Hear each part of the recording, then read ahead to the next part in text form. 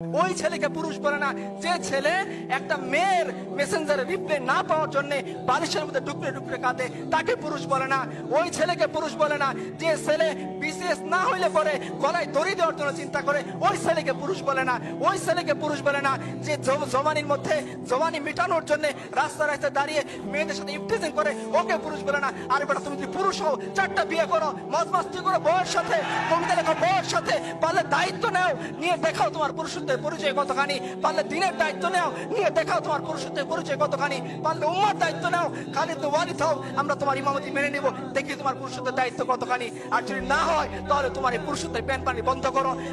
ইতিহাস তোমাকে মনে রাখবে না, ইতিহাস মনে রাখবে খালিদ ওয়ালিদকে, ইতিহাস মনে রাখবে জাফর ইবনে আবু তালিবকে, ইতিহাস মনে রাখবে আবু বকর ওমরকে, যে ওমর পারস্যের সামনে দাঁড়িয়ে চোখে চোখ রেখে কথা বলেছিলেন। ইতিহাস মনে রাখবে রিবি ইবনে আমরকে, তিনি রুস্তমের সামনে দাঁড়িয়ে বলেছিলেন রাসূলুল্লাহ সাল্লাল্লাহু আলাইহি সাল্লাম 3টা অপশন আমাদের সামনে দিয়েছেন, হয় ইসলাম কবুল করো, শান্তিতে থাকবা, রুস্তম বলতে পারবো না, তাহলে অপশন 2 তুমি আমাদেরকে জিজিয়া দিবা, আমাদের অধীন হয়ে যাবা। রুস্তম বলতে পারবো না, তো অপশন নাম্বার 3 তলোয়ার সমাধান করবে তোমার আমার মধ্যে, হয় তুমি জীবিত থাকবা না আমি জীবিত থাকবো।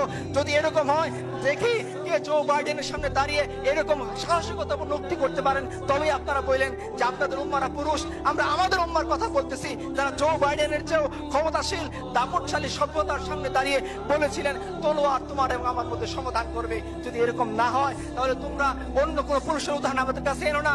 আমাদের কাছে হোসিমের পুরুষ না, অমুক তমুক পুরুষ না, আমাদের কাছে পুরুষ হচ্ছেন রাসূলুল্লাহ সাল্লাল্লাহু আলাইহি ওয়াসাল্লাম, আমাদের কাছে পুরুষ হচ্ছেন তার চাচাতো ভাই জাফর ইবনে আবি তালিব, আমাদের কাছে পুরুষ হচ্ছেন আব্দুল্লাহ ইবনে ওমর, আমাদের কাছে পুরুষ হচ্ছেন যায়েদ ইবনে দাসিনা রাদিয়াল্লাহু আনহু, যারা মৃত্যুর মুখে হাসতে হাসতে নিজের জীবনকে দিয়ে যেতে পারেন শুধুমাত্র এক আল্লাহর জন্য, উম্মতের জন্য, দ্বীনের জন্য, এবং যারা নারীদের দায়িত্ব নিতে পারেন, যারা সমাজের দায়িত্ব নিতে পারেন, যারা অর্ধ পৃথিবীর বাদশা হয়ে ভিখারির মতো ফকিরের মতো জীবন যাপন করতে পারেন, আমরা এদেরকে পুরুষ মনে করি। আমরা তোমাদের আনা উদাহরণকে কখনোই পুরুষ মনে করি না।